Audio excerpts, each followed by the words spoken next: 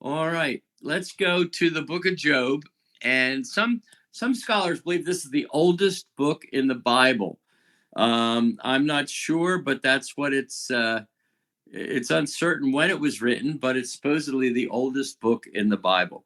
We'll go to the book of Job, chapter 1. There was a man in the land of Uz. Now, that's not Oz. He wasn't Dorothy's father or anything like that. There was a man in the land of Uz whose name was Job. That man was perfect and upright and one that feared God and shunned evil. He was a good man. He loved God. He was an upright man, and he also had a family. Not that that matters, but and there were born unto him 7 sons and 3 daughters. He was also very, very, very, very rich. His substance also was 7,000 sheep, 3,000 camels, 500 yoke of oxen, and 500 she asses. A very great household, which means he had a lot of servants, so that the man was the greatest of all the men of the East.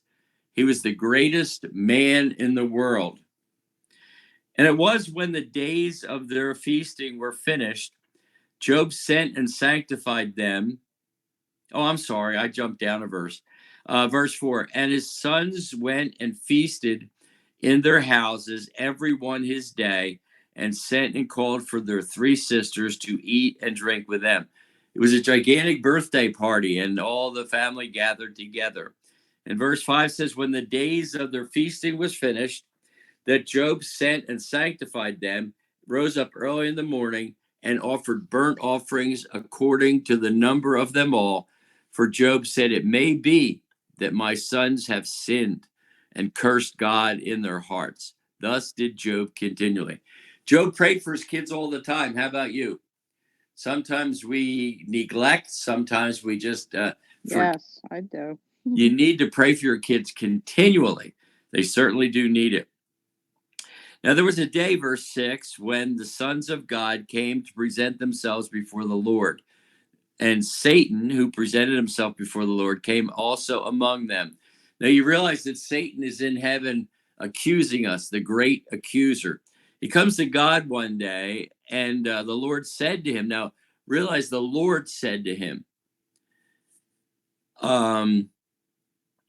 let's see, from where comest thou? Then Satan answered the Lord and said, from going to and fro in the earth and from walking up and down in it.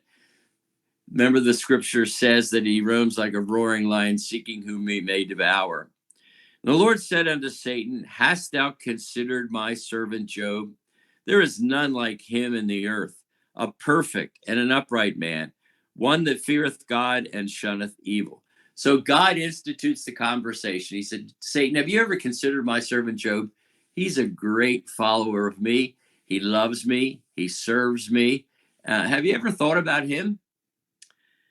And Satan answered the Lord and said, doth Job fear God for nothing? He says to God, the reason he fears you and the reason he serves you and worships you is because you give him a lot of good things, which isn't true. Hast not thou made a hedge about him? Excuse me, and about his house and about all that he hath on every side? Thou hast blessed the work of his hands, and substance has increased in the land. You see, the world thinks the only reason that we do anything is to get something back, and that's not true at all. But put forth thine hand now, and Satan's talking to the Lord, touch all he hath, and he will curse you to your face. Go ahead, God. You think he's so good? Why don't you touch him and take some of these good things away from him? You'll see he's going to curse you to your face. And the Lord said unto Satan, behold, all that he hath is in thy power. Only upon himself put not forth thine hand. So Satan went forth from the presence of the Lord. You see, Satan and God are having a challenge. The challenge is, will Job still love me and serve me? And even if I take some things from him, Satan says he won't. God says he will. Who's going to win? There was a day when his sons and his daughters were eating and drinking wine in their eldest brother's house. And there came a messenger unto Job and said, the oxen were plowing and the asses feeding beside them, And the Sabaeans, which is one of the enemies, fell upon them, took them away. Yea, they have slain the servants with the edge of the sword. I am escaped alone to tell thee. Guys, you're not going to believe this. The Sabaeans came and they took all the livestock away, and they killed all the servants. I'm the only one left. While he was yet speaking, there came another and said, the fire of God is fallen from heaven and hath burned up the sheep and the servants and consumed them. And only I, am escaped alone to tell thee. He lost all his servants. He lost all his livestock. He lost all his sheep. While he was yet speaking, there came another and said, the Chaldeans made out 3 bands and fell upon the camels and have carried them away. And they slain the servants with the edge of the sword, and I am only escaped to tell you. All right, now follow me. He's lost all his servants. And the Bible said in the first verse, second verse, that he had a great amount of servants. He's lost all his livestock, his sheep, his camel, his donkeys. Everything is gone.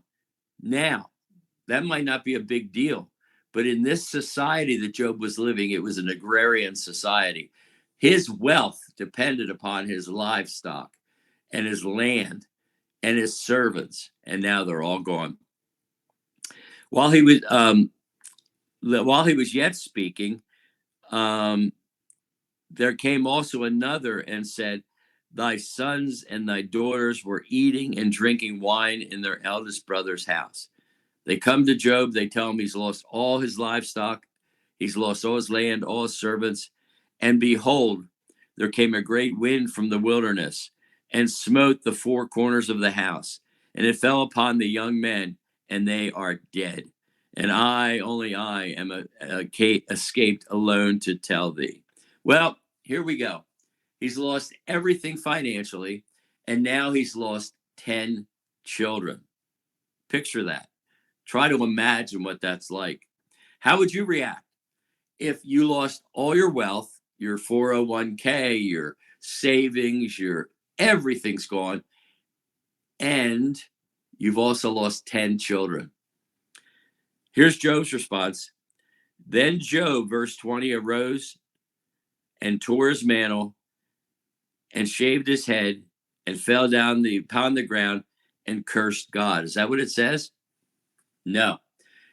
He tore his mantle, shaved his head, fell down on the ground, and he worshiped God.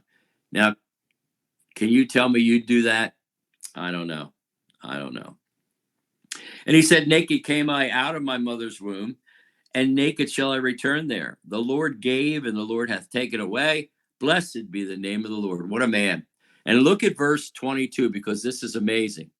In all this, Job sinned not, nor charged God with folly. Never once did he blame God. And you know what? Honestly, when bad things happen, the first thing we think about is blaming God. He didn't do that. Chapter 2. Again, there was a day when the sons of God came to present themselves before the Lord, and Satan came also among them and present himself before the Lord. And the Lord said unto Satan, from where comest thou? And Satan answered for the Lord and said, from going to and fro in the earth, and from walking up and down in it. And the Lord said unto Satan, hast thou considered my servant Job? There is none like him in the earth, a perfect and an upright man, one that feared God and shuns evil. And still he holdeth fast his integrity, although thou movest me against him to destroy him without cause. Now, 2 questions. Number 1, who won the first challenge? God did. And tell me another answer to another question, if you would, please. Not only who won the first challenge, but what is coming next? And does Job know anything about this? Now, follow. In heaven, Satan and God are making deals. And down on earth, does Job know all this is going on? No, not at all. It is a test. and Job knows nothing about it. That's interesting to know.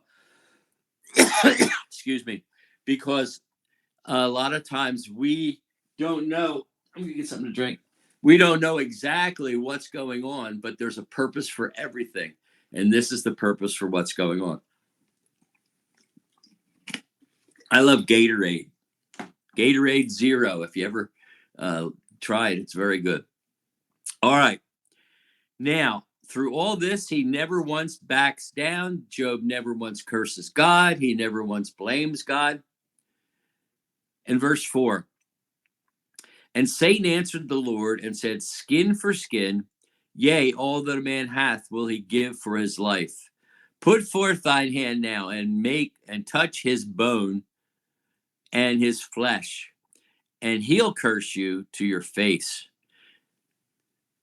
Satan says, you know what? If you want to get to somebody, it's not good enough to just take everything away from him, including 10 children. But you hurt him physically, make him suffer, give him pain, and you'll see he'll change his tune. And the Lord said unto Satan, behold, he is in thine hand, but save his life. Satan cannot kill you, okay? He cannot kill you. Satan went forth from the presence of the Lord and smote Job with sore boils from the sole of his feet unto his crown. Anybody here ever had a boil? A boil is very, very painful. It's kind of a lump that you get on your skin. And Job really suffered. Look at verse 8. He took a potsherd, which is a piece of pottery that's broken, with which to scrape himself, and he sat down among the ashes. Now, here's what boils will do to you. They fill your body on the outside with open, running, ulcerous sores. There's also a place in the book of Job where it says there's sometimes worms inside of these sores. It's very, very, very painful. So here's Job sitting in the ash pile, the greatest man in the world in 1 minute. And he's sitting in the ash pile. He's got a piece of pottery. He's scraping these boils to get some relief. And then he's throwing ashes on it to try to relieve the pain somehow. Unbelievable. The ash pile is where they took all the things that they burned plus dead bodies. Then said his wife, verse 9, unto him, dost thou still retain thine integrity? Curse God and die. Now, this is Mrs. Job, okay? Mrs. Job is criticized many, many times for what she said. Can you imagine this woman going to her husband and say, why don't you just curse God and die? Well, I heard a preacher say one time that the reason that God didn't take Mrs. Job when he took all the children was to make Job's life even more miserable. Well, I don't know. I am going to ask you to walk a mile in Mrs. Job's shoes. She's one day the greatest woman in the world, because behind every man there's a great man, there's a what? A great woman. She's got everything she ever wanted, and all of a sudden the rug's pulled out from under her and she's got nothing. Secondly, you got to realize here's a mother that lost 10 children. Nothing is greater in this world than a mother's love for her children. And basically we have here that she's lost everything. Now, I'm not going to criticize Mrs. Job at all. I know she didn't say what was right, and I know she didn't act the right way to support her husband. But you know what? I really believe that we need to consider what she's gone through, and maybe we could see how maybe she could say this. Look if you would, verse 10. He said unto her, thou speakest as one of the foolish women speaketh. What? Shall we receive good at the hand of God, and shall not receive evil? In all this did Job not sin with his lips. There it is again. He didn't say anything wrong to his wife. He didn't blame God again, but he understood. He understood. He was trying to explain to her a principle. Now we have the next episode in Job's life. He had 3 friends. Now, he might have had more than that, but these were three of his best friends. Look at verse 11. When Job's three friends heard of all the evil that was come upon him, they came every one from his own place: Eliphaz the Temanite, Bildad the Shuhite, and Zophar the Naamathite. For they made an appointment together to come to mourn with him and to comfort him. Now, at first glance, we look at these three and we say, number one, they came a long distance just to be with Job, just to help him through this time. They heard about it, they were good friends, and they came to see what they could do to help Job in this trouble. Look at verse 12. When they lifted up their eyes afar off, they knew him not. That's because he was in such agony and suffering. They lifted up their voice, wept, they tore every one his mantle, and sprinkled dust upon their heads toward heaven. This was a sign of mourning. They sat down with him upon the ground 7 days and 7 nights, and none spoke a word unto him, for they saw that his grief was very great. How about this for three friends? They traveled a long distance, left their families, gave up a job, time, whatever it was. They came to sit with Job. They sat with him for 7 days and 7 nights and never said a word. Now, I commend them for this. When my son was killed, people would come to us and say all kinds of stuff. And I might have told you this before, but I had a young girl come to me and she said, Charlie, I know exactly what you're going through. My boyfriend dumped me. I had another kid come to me and say, Charlie, I know exactly what you're going through. My dog got hit by a car. And a lot of times people say things to try to comfort people. They're in the line at the funeral parlor and they're going along the line, and there's the person that's passed away in the casket. And they go to the grieving wife, and this is what they say: boy, he really looks good, doesn't he? Well, no, he doesn't look good. He's dead.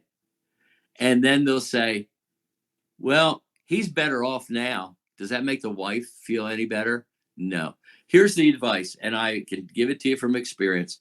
Don't say a word to try and comfort them. Tell them you're praying for them. Give them a hug. Let them know you're there. That's the best thing you can do, because many times when you try to comfort them, it comes out the wrong way. You can't tell them you know what they're going through. There's nobody could come to me unless they've lost a child and say, hey, I know what you're going through. Don't do that. And it's something that we have to realize how we can be a help by just being there. Let these people talk. Let them cry. Let them be able to express themselves through their grief. But you don't need to say a thing. Just be there. Just be there. All right. Now, so far we got good friends. 7 days and 7 nights. Well, in the next chapter, we're not going through the whole book, but the next chapter, Job starts to lament the day he was born. Look, if you would, just a couple verses. Look at verse 3. Let the day perish in which I was born, and the night in which it was said there is a male child conceived. Verse 4. Let that day be darkness. Let not God regard it from above, neither let the light shine upon it. Verse 5. Let darkness and the shadow of death stain it. Let a cloud dwell upon it. Let the blackness of the day terrify it. He's saying he's just so sorry he was ever born. He wishes he was never born. Look at verse 11, please. Why died I not from the womb? Why did I not expire when I came out of the tiny mother's body? Why did the knees receiving me, or why was the breast that I should suck? See, he's depressed, would you say? Yeah, he's just depressed. He's sorry he was ever born. Look at verse, if you would, verse 25. Here's the thing he's dealing with. For the thing which I greatly feared is come upon me, and that which I was afraid of is come unto me. We felt this way sometimes. The thing we fear the most has happened to us, and it just tears us up. Now, once this is over with, the three friends begin to talk. And I wish they'd have just kept quiet, because what they say is this: Job, the reason you're suffering so much is you're nothing but a sinner yourself. Job, you don't treat people very well. You're not hospitable. You don't deal with women you don't deal with orphans or widows like you should. And they went on and on and on about criticizing Job, thinking that they have the answer and that they know why these things have happened to him. I wish they'd have just kept quiet. I really do. Now, there's really a neat verse. Let me see if I can find it.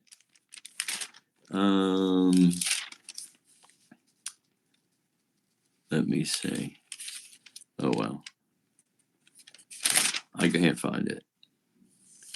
It talks about how they're miserable comforters, and they're just like bad blankets, okay?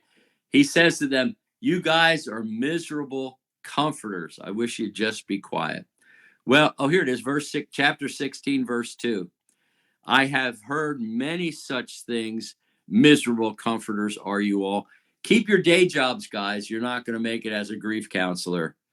Verse 3, shall vain words have an end, or what emboldeneth thee that thou answerest? He's basically telling them, just mind your business. You don't know what you're talking about. And, let me just be. It was great when they were just quiet. Now, I want you to go on, if you would, because chapter 19, Job has some confidence. Now, let me say one other thing.